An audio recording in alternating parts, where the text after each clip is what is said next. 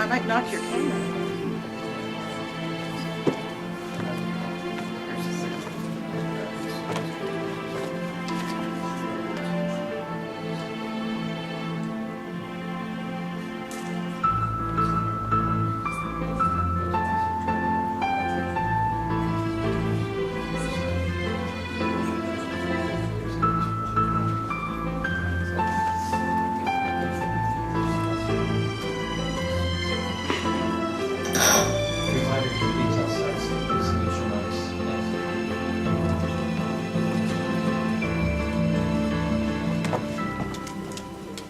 Good afternoon. My name is Sonia, and this is Jessie Gonzales. We're with Adult Protective Services. I'm the risk specialist for Adult Protective for Region 8, which is Bexar County and the surrounding 27 counties. And I'll let Mr. Gonzales introduce himself. Good afternoon, everybody. My name is Jessie Gonzales, and I'm the Resource and External Relations Specialist for APS. And we'll go ahead and get started today. And me and Ms. Samples will take turns talking to you all about APS. If you all have any questions, please feel free to ask at any point. So the objectives of the presentation, of course, to provide an overview of APS. It's also to provide an overview of the investigative process of Adult Protective Services, and to answer and clarify any questions you might have about APS. And if we can't get you an answer here, we'll go back and try to get you that answer if we need to. The mission and vision of APS. The mission of Adult Protective Services is to protect older adults and people with disabilities from abuse, neglect, and exploitation. And the vision is protecting with purpose, passion, and persistence. So just a quick breakdown of how we are broken down across the state. We are a state agency. We are broken down into regions. Like Sonia mentioned, we are Region 8 here. San Antonio is actually the headquarters for Region 8. And if you all can see on the map there, Region 8 spans all the way from the border, Eagle Pass, Del Rio area, all the way to the coast. So it's a pretty big geographic area that we cover. We have workers that cover all those counties, and there's 28 counties in Region 8. So an overview of APS. APS is an agency under the Texas Department of Family and Protective Services. I'm sure most of you have heard of Child Protective Services. We are in the same agency. We're just different divisions. APS conducts investigations in two types of settings. So most of you are familiar with the in-home program. The in-home program would be the ones that do the investigations out in the community, and we also have the facility program. And I'll talk a little bit about both. Chapter 48 is what gives APS the authority to do what we do. It is written into law, and it's under the Texas Human Resource Code, and the chapter in that code is Chapter 48. Chapter 48 is what gives Adult Protective Services the authority by law to do the investigations that we need to do. Chapter 48 mandates investigations of abuse, neglect, and exploitation. It requires reporting. Texas is a mandated reporting state. It also provides immunity for cooperating with the investigation, and I think everybody should know is that it provides confidentiality protection for the reporter.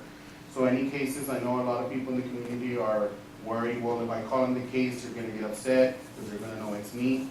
The reporter identity is protected, and it's by law. Our workers are trained from the very beginning to protect that information and not to release it to anybody. And of course, it provides us access to all records. And anytime we have an open investigation into Adult Protective Services, we have access to all records that we need for that investigation. It can be anything from bank records. We can get any bank records. We also are exempt from HIPAA, so we can get protected health information on an open investigation that we have. So who's required to report? Like I said, Texas state law mandates that any person who has cause to believe that a vulnerable adult is in a state of abuse, neglect, or exploitation, they shall immediately report that information to Adult Protective Services. So like I said, Texas is a mandated reporting state. So anytime, just like we know that if we see a child being abused, we have to report it. It's also law that if you see an elder or disabled adult being abused, neglected, or exploited, that it is reported to us immediately. So within reporting, there's two things that we need to consider. There's failure to report, and then there's false reporting. And I just wanted to point out in these two, of course, failure to report is when you know somebody's being abused, neglected, or exploited, and you fail to. And then false reporting is a person commits this offense if they knowingly or intentionally report false information. Both of these are Class A misdemeanors, and so just keep in mind that we do have these two written into the law. Methods to report, of course, everybody knows the 800 number, 1-800-252-5400. One thing I want to point out for this is that this is the one number for the entire state of Texas, and it's for all programs. So if you're calling for CPS, adult protective, or child care licensing, it's this one number. So the reason I say this is because there might be some wait time when you call. You can report on the internet, online. It's www.txabusehotline.org. The only caveat to that, or the only thing I want to add to that, is that if it's an emergency case that needs to be immediately brought to the attention of the department, call it in. They do take longer to process the online reporting. Their priority are the phones, so they're answering the phones right away. So they'll, whenever they do get time throughout the day, they'll start processing those online reports. So if it's an emergency case, pick up the phone and call the hotline instead. Of course, if it's an emergency going on at home that needs to involve law enforcement or EMS, call 911. EMS, law enforcement, and the fire department work really well with adult protective services. They know if there's an elder or disabled adult in the home, they will more than likely call us themselves. So if it's an emergency of that level, you need to call 911 again, but you can report online. Unless it's an emergency, I ask that you call the 800 number instead. Chapter 48 provides immunity from civil or criminal liability related to reporting abuse, neglect, exploitation, or assisting with the investigation at the department, the request of the department. But one thing we want to add there, if you're acting in good faith, just keep that in mind. So who's eligible for adult protective services? Like I mentioned, there's two programs.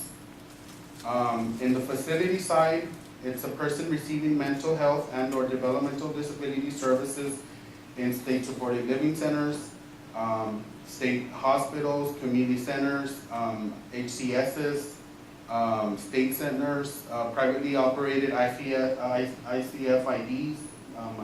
It says MR there, but they're IDs now.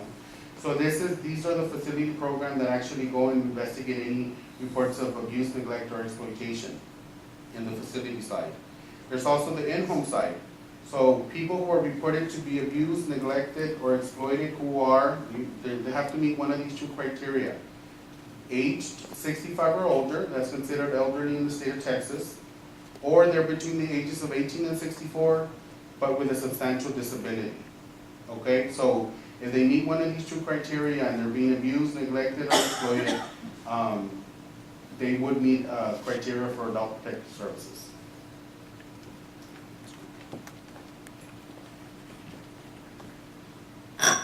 And I'm going to talk a little bit about substantial impairment, which in the past, prior to September of 2012, we investigated abuse, neglect, and exploitation allegations of any individual between the ages of 18 and 64 who, for instance, received supplemental security income or social security disability. We automatically said that person was disabled. However, really, if you look at how they become eligible for those incomes, it's an inability to work. So we have, in addition to Chapter 48 of the Human Resources Code, we operate under what's called the Texas Administrative Code, the TAC. And the TAC defines our definitions, legal definitions of abuse, neglect, defines elderly person, which is anyone over 65, and now it defines a substantial impairment, which is a disability that grossly or chronically diminishes an adult's physical or mental ability to live independently or provide self-care as determined through observation, diagnosis, evaluation, or assessment. So just the fact that someone has a, quote, disability payment no longer automatically says they are under the auspices of Adult Protective Services and allows us to investigate that individual. So if we get a call to our hotline and the individual, say, is a diagnosis of maybe bipolar, and they're on supplemental security income, it's not automatic that we would accept that case. We certainly would look at the intake, we would look at the description the reporter has given us about what that individual can and cannot do. If it's a simple fact that they can't work, again, that doesn't automatically mean that they meet the requirements of Adult Protective Services. So it's pretty new for APS. So when we say substantial impairment, and when they're substantially impaired, what we mean is, one, this is another clarification.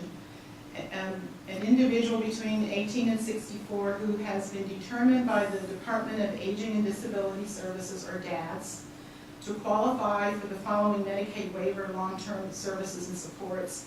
Community-based alternatives are the services in the home, especially individuals coming out of, say, nursing facilities, going into least restrictive, into their own home with adaptive devices, home health providers. Medically dependent children's program, the community living assistance and support services, home and community-based services, and the Texas home living, or has a legal guardian of person and estate. The reason being for these people automatically qualifying is because the department has already assessed them as substantially impaired.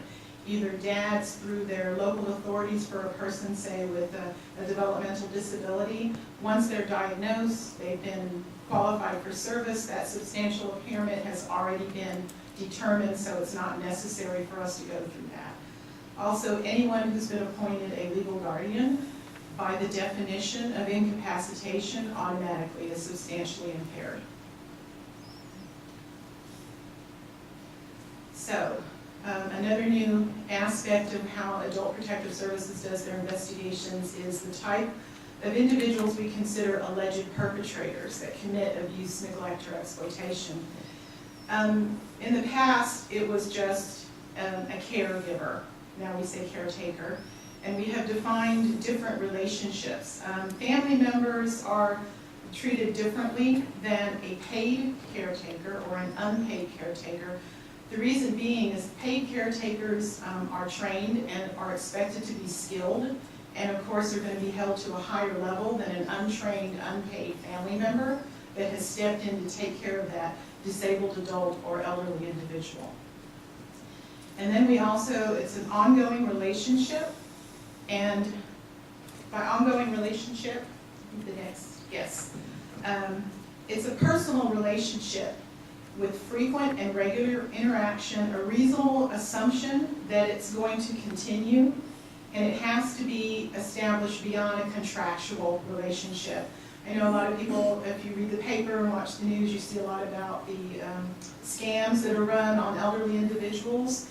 That is considered fraud. Those individuals are con artists. They're usually not family members, not paid caregivers, and they don't establish this ongoing. So those cases are reported to law enforcement and handled as theft or fraud.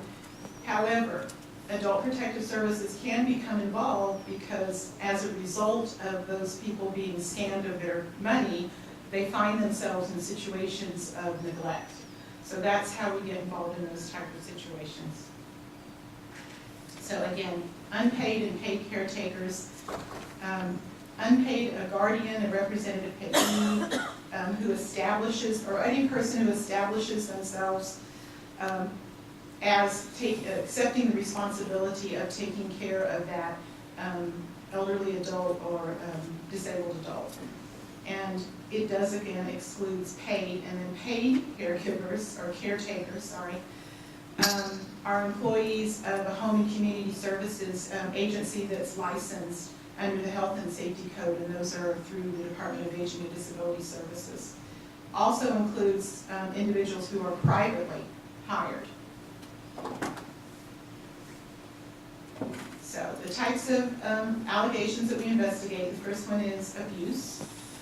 Again, this is the definition of abuse. This has, again, changed. As you can see, it used to be pretty simple, but because of our distinction between paid and untrained and trained caretakers, this definition is applies to all APs except a paid caretaker.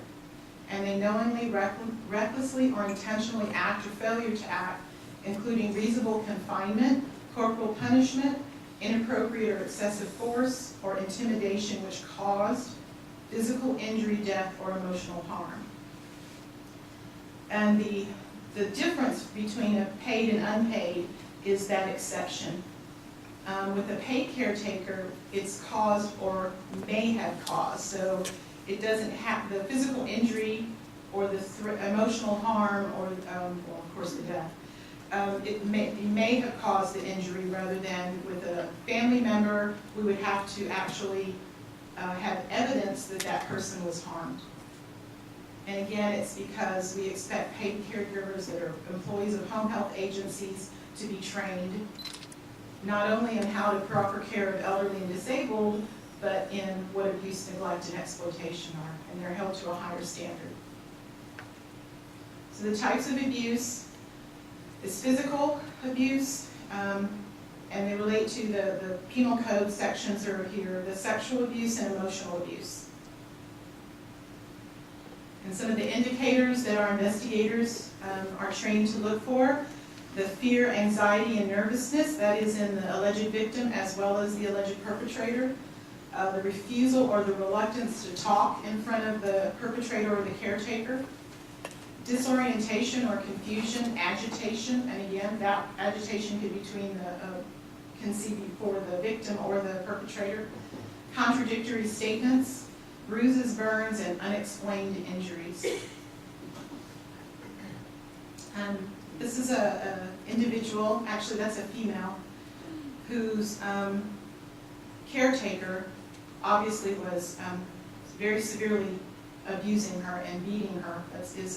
That black eye is caused from being hit in the eye by the fist, head injuries. She had bruises throughout her, all over her body, and unfortunately she did not survive. And that case was handled by APS and law enforcement.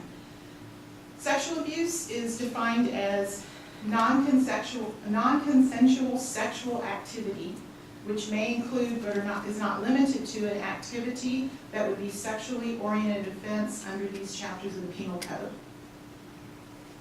And when we're talking about consent, we automatically assume any individual, of course, someone who has a guardian can't give consent. Most individuals that have diagnoses of intellectual or developmental disability can't give consent, not all, but some. And individuals with dementia at a moderate or severe, we assume they cannot give consent. There's no consent when the alleged perpetrator knows or should have known that the alleged victim is not capable of giving consent. Consent is forced or induced against the alleged victim. They're unconscious or physically unable to resist. The alleged perpetrator has intentionally impaired the alleged victim through over-medication or giving him someone else's medication, or alcohol or illegal substances. And consent is coerced due to fear of retribution or hardship by exploiting the emotional dependency of the alleged victim to the alleged perpetrator. A lot of the times, especially in our elderly, their greatest fear is to end up in a nursing home, and not just with sexual abuse, but with a lot of the allegations we investigate. When our investigators go to the home, a lot of the elderly people do not want to say what that individual has done to them because they've been threatened with being stuck in a nursing home, that APS is going to come out and stick you in a nursing home and you're going to die there. So that's the whole part of the coercion and undue influence. And Jessie's going to talk about neglect. Okay, another allegation that we do investigate, like Sonia mentioned, is neglect. There's self-neglect and then there's neglect from an alleged perpetrator. Self-neglect is defined as a failure to provide the protection, food, shelter, or care necessary to avoid emotional harm or physical injury. That's self-neglect. Somebody can neglect themselves. And actually, for adult protective services, the majority, a good percentage, I'd say like over 65% of our cases are neglect cases. This is the biggest type of case that we do get, self-neglect. Somebody's living alone. They're not able to take care of themselves anymore. They can't take care of the home. They're not taking their medication, certain things like that. That's a typical case for adult protective services. For paid and unpaid caretakers, it's a failure to provide the protection, food, shelter, or care necessary to avoid emotional harm or physical injury, or a negligent act or omission that caused or may have caused emotional harm, physical injury, or death. So the types of neglect that we investigate, there's the physical neglect, and physical neglect is the hoarding situation. I'm sure you guys have seen the show, or that used to be on A&E, the Buried Alive, the hoarding type of situations. We do get cases like that where it's just a lot of items in the home and they can't move throughout the house. We also have animal hoarding, which is another type of case that is very hard to deal with. Because you're dealing with just very unsanitary living conditions when you have way too many animals in the home. So that's the type of physical neglect, somebody that's not able to take care of themselves, poor hygiene. Medical neglect would be somebody who's not following medical treatment, somebody who is diabetic and not taking their insulin or not taking their medications and hasn't seen a doctor in 5-10 years. That would be medical neglect. And then their mental health neglect would be the same thing as medical, but on the mental health side. They're not following their treatment, certain things like that. Some indicators that we look for as adult protective services, of course, malnutrition, dehydration, somebody with poor hygiene, they're not eating right, they're not drinking what they need to, and they're just not taking care of themselves. Evidence of inadequate care, unsafe, unsanitary living conditions, again, the hoarding situation, lack of basic necessities. We always look for that do they have electricity in the home, do they have running water, certain things like that. And then the lack of needed equipment, and that can be medical equipment as well, or something like a ramp. They can't get in and out of the home, they're wheelchair bound, but they don't have a ramp to do that. Example of physical neglect, like I said, the hoarding situation is a picture of somebody who just was holding a lot of junk in their kitchen. I believe this is a kitchen. If you walked in that home, it was waist high. So that is the type of hoarding situations that we do see. And then this is medical neglect. This is actually an elderly lady. EMS was on site. APS was called out there. She was refusing to go to the hospital. And just by looking at this, she needed to go. EMS said that she needed to go, but she was refusing and we couldn't force her. You can see that she has edema in the legs, overaccumulation of fluids. She was diabetic. You see the dark under her feet. You can't really tell in the picture, but it's feces, so it was dirty there. In this case, actually, the story that I heard was that the client, the lady, was just telling the worker and the EMS, "Don't worry about me. God's going to take care of me. I'll be fine." So at that point, what the worker did, and because she needed to go to the hospital, was that the worker told her that God had sent her to go help her. So she agreed. She went to the hospital. They got her the help she needed. Her legs were really bad. They both had to be amputated. But the doctor had said that if she had stayed there a couple more days, she could have gone septic and hadn't died. So she did get the help that she needed. And exploitation. Okay, exploitation.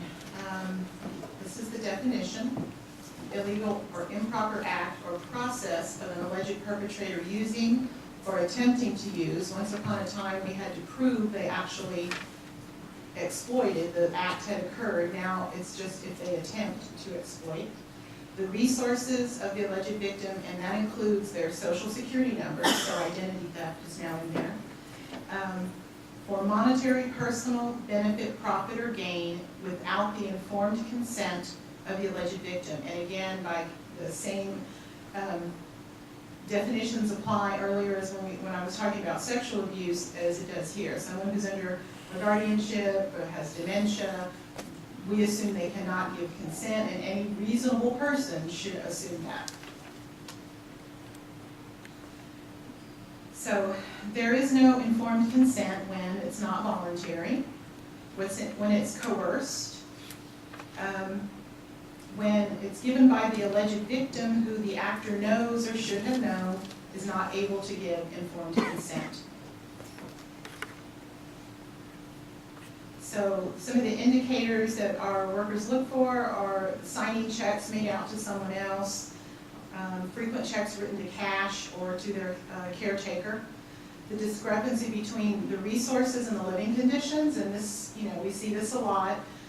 We'll go in and you would think that the individual was destitute, and what we find out is once upon a time they had hundreds of thousands or even $1 million or more, and now they have nothing, and the home has been stripped. So that discrepancy, and that the victim is unaware of his or her income or the expenditures that are being taken out of their accounts. And a lot of people assume because we investigate these situations, someone can sign over a durable power of attorney, a statutory for finances, and have capacity at the time they do that. And some individuals unfortunately believe that because they have that power of attorney, and it is a legal document, that they can then go do whatever they want with that individual's finances, when in actuality that is a criminal offense. It's abuse of fiduciary duty, and here in Bexar County, Joanne Woodruff is the assistant DA for elder fraud, and she loves to prosecute those cases. So we do investigate people who have power of attorney and abuse that power. Trusts, not so much. Representative payees, and those are for the VA incomes, the Social Security, the SSI. We investigate individuals who are the payee and abuse that power. Guardianship is a little different. Once upon a time we did all investigations, even exploitation against guardians. However, because really when you're appointed by a court, you are under the jurisdiction and venue of that judge. And you have a guardian of a state has certain responsibilities they have to report to that court. So we take those intakes and investigations, and what we do is we refer them back to the court, to that judge. If that judge has a court investigator, that court investigator handles that investigation. If it's one of the rural counties, those judges do not usually have anyone to do the investigation. So we will assist in gathering the evidence because we do have more authority to gather bank records than any other individuals. So our primary goals of the program, Jessie, do you want to go do those? Okay. Our primary goals, outcomes that we want in our cases, of course, are client safety. We want to do a comprehensive risk assessment, and that's kind of where I come in. I am the risk specialist for the region. If an individual is at high risk and they are refusing services or an investigation, our alleged victims or clients can refuse investigations. They can refuse our services if they have capacity. So an individual that we find at high risk who's refusing the treatment that we're recommending, and they may or may not, we have questions about their capacity. We have certain contracts that we use to get that individual assessed, or we go to their PCP if they have one. Many of our individuals we deal with do not have primary care physicians. They really don't even have a lot of medical care. And in fact, we work very closely with the UT Health Science Center Geriatric Clinic with Dr. Schiller-Strong. So we also want to involve the community to protect those at risk. And this is basically our process that we want to go through to get to those goals. Again, we gave you the hotline number, so the call comes into the statewide intake, either through the phone or the website. The priority is assigned by the hotline. Our staff, some of whom are here in the audience, get the investigation. It's assigned them through their computer system, and they do what's called a case initiation. That's done within 24 hours. That can be a call back to you if you're the reporter. We always encourage, especially professionals, to leave their information, because without that call back to you, it's very difficult for us to determine what's going on with that individual. But within 24 hours, they have to do something. Not necessarily go and see the client unless it's a priority one, which is what we consider an immediate life or death situation. As part of the investigation, we interview the client, or alleged victim, we interview collaterals, and we interview alleged perpetrators. And by collaterals, I mean neighbors, family members, home health caretakers, doctors, nurses. They go to adult daycare. Whatever the situation is, as many people that's involved with that individual that can provide relevant information, our investigators do contact those individuals. They gather all evidence, and we are exempt from HIPAA.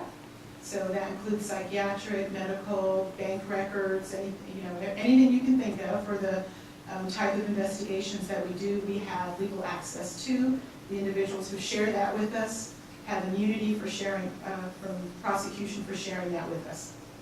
And then we come to a conclusion based on all those interviews and the evidence collected. So these are the priorities.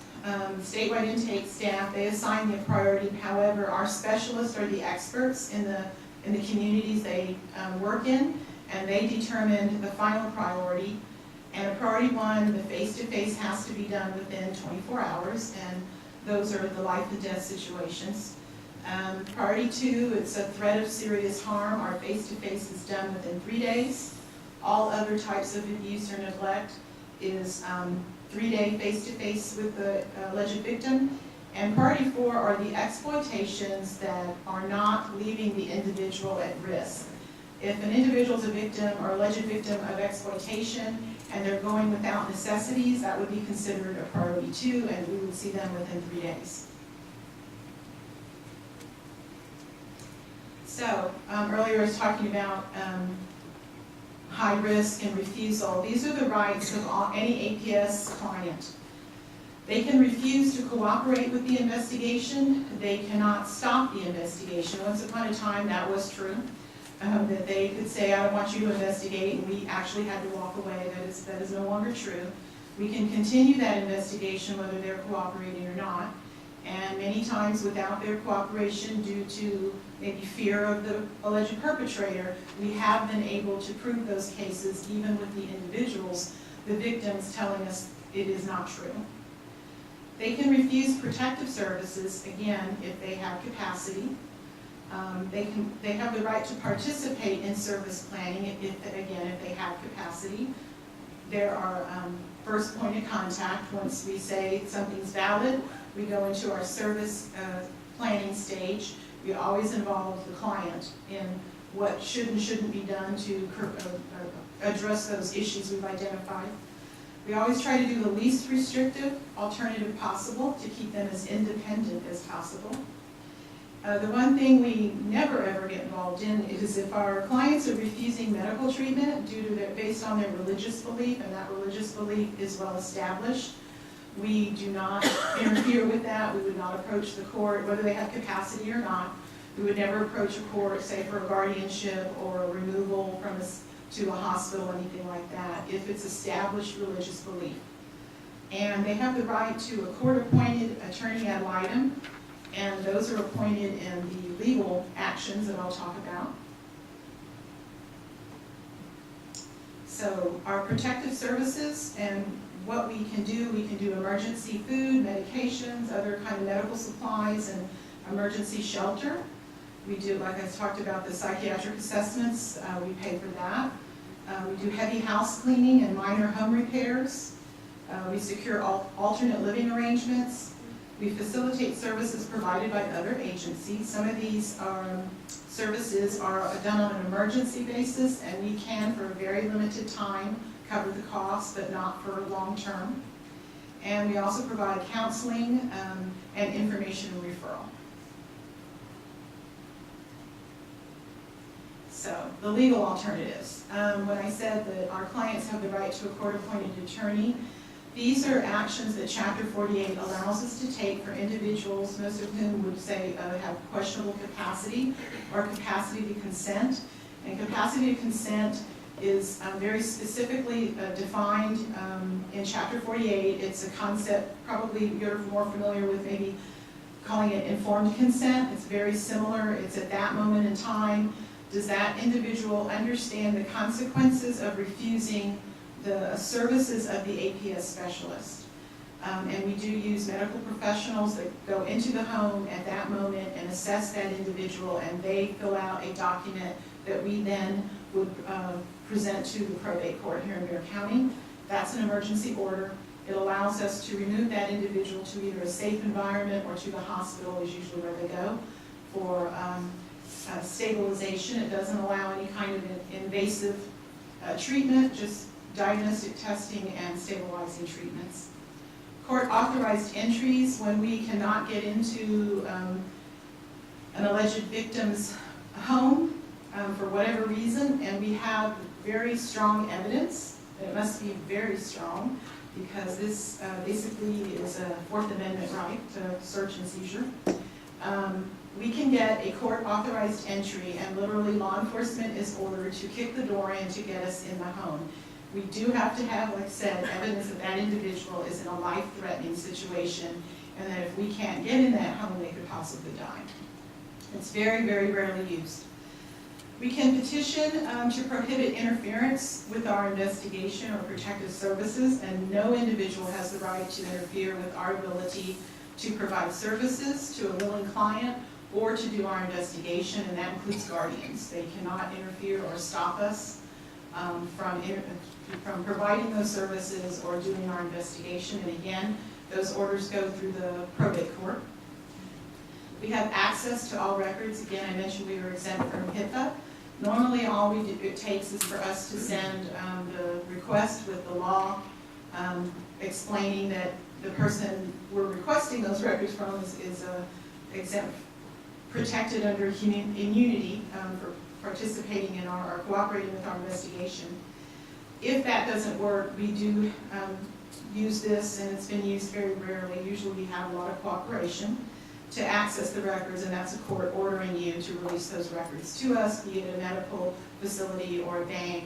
Usually when we've had to use this, it's been with our facility investigations, and it's for text messages from cell phone companies. Strange cases come up where the staff member at the MHMR facility had a ongoing sexual, quote, consensual relationship with a patient at a state hospital, which of course staff members can't do that. So to prove it, our facility investigators got the access to records, the phone company released them, and the proof and the inappropriate relationship was there. We also do guardianship referrals to the Texas Department of Aging and Disability Services. Now, if someone has a family member who wants to be guardian, those are completely different. If there's no one appropriate or willing to be guardian, and we feel our client lacks capacity and needs a guardian, we do the referral to DAD's guardianship program. And that agency only takes referrals from our department, either from Child Protective or Adult Protective. They are not a guardianship program per se that people in the community can call and make referrals to.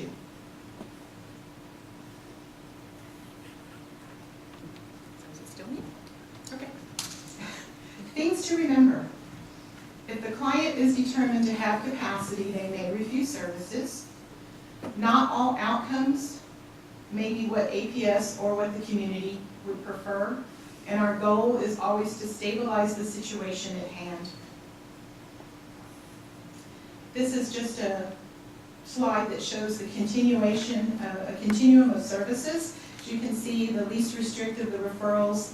We try all of these other things before we would ever move to guardianship. It's the most restrictive action you can take for an individual. It basically, for those of you who were here the other day when Ms. Cross presented, guardianship basically strips the individual of all their constitutional, or most of their constitutional rights, except with a limited guardianship. So it's not something we take lightly, and it's not something we do very often.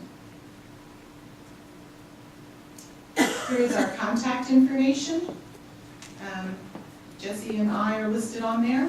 Our two program administrators, our new program administrator is not listed, sorry about that. But Karen Bailey, Joanne Tobias, Melina, any one of us, Virginia Quinn is the exploitation and subject matter expert. Any one of us are available if you have questions or some other organization wants a presentation.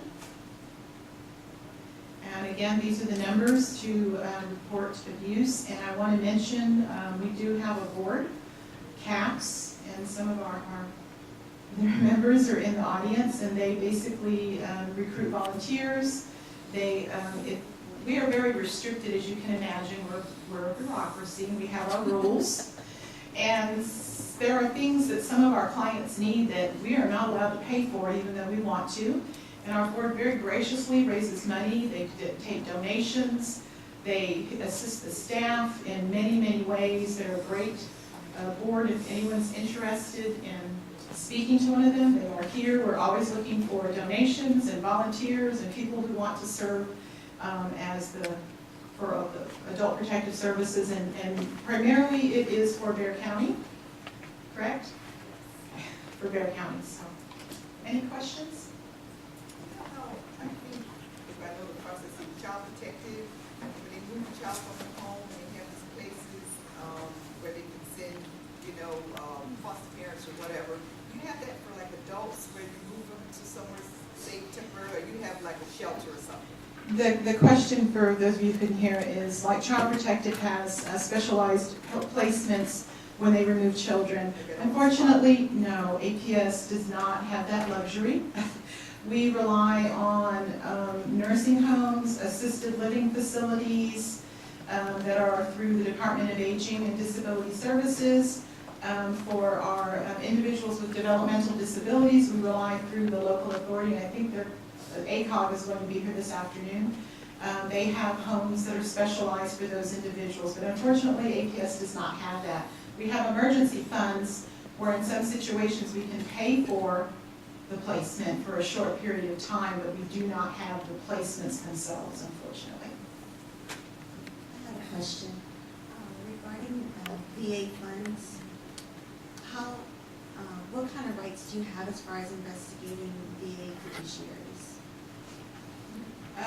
Any individual being exploited that meets substantial impairment, if a veteran, the receiving VA funds is considered substantially impaired and you suspect they're being exploited, we would investigate that. It doesn't matter, we do civil service, we do report that to the VA and Social Security and civil service because they do have their own fraud investigation units.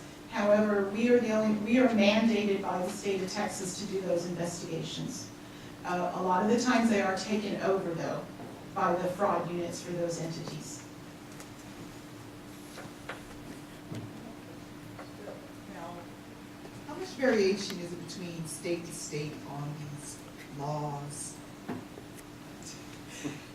It's very different. Every state, Texas is the lead, believe it or not. I know Texas gets beat up a lot about education and the funds we spend, but Texas is the lead in the country for adult protective services. The annual conference, yes. The annual conference is always held here. The other states look to us to define their laws and how we work. And other states, for instance, Colorado, it's by county. A lot of, because it's a state law, the laws are not the same. They're similar. We have some states do not do young adults. They only do elderly, so it's very different. But we do coordinate when sometimes people will take our victims to other states. What they don't know is we do call that state. And whatever system they have, we have them take over. You said that an elder could refuse to go to the hospital based on religious beliefs. Could you give us an example of that? Well, you put me on the spot here for the religion. Is it Seventh-day Adventist? Christian Scientists, thank you so much. If they have established to have that religious belief, We would not use those laws that we're allowed to use for other individuals to force them to get a medical treatment that they would not normally otherwise get based on their religious belief.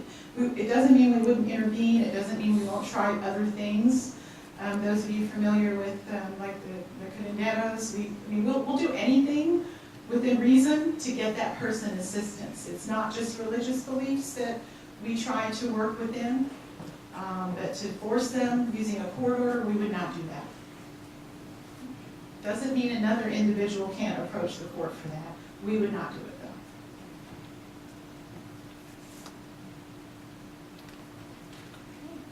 All right, thank you very much for that presentation. Thank you.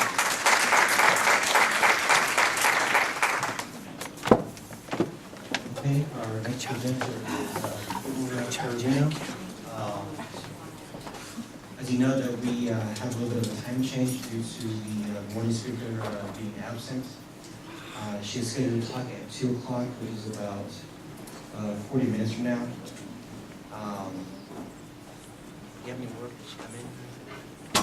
When she comes in, we can start. Yeah, as soon as she comes in, we can definitely start. So everybody can just hang on just for about 5 minutes to see if we can find an alternative speaker to speak during that time frame, and probably continue with the presentation. So just hold tight for 1 second.